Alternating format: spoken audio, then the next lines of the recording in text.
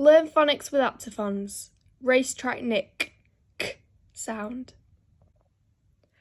Racetrack Nick is waiting for Cricket Craig at the beach. Nick is on a rock. Craig is coming down to the track. He can see Nick. It is Nick. Craig wants to play cricket. The kit is in the rucksack. Okay, says Nick. I will unpack the kit. I can get it. Craig has brought everything they need to play. Pads, cap, socks, top. Nick hammers sticks into the sand. I got a rock. I can tap it in. Tap, tap, tap. Craig bowls and Nick hits the ball. Nick can run and run.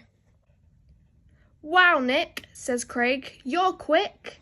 I can hit and run back. Now it's Nick's turn to bowl. Craig hits it well. It's a top tap. The ball flies through the air. I can go to it.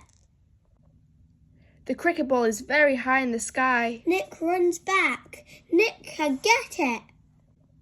He jumps up and reaches for the ball. I got it.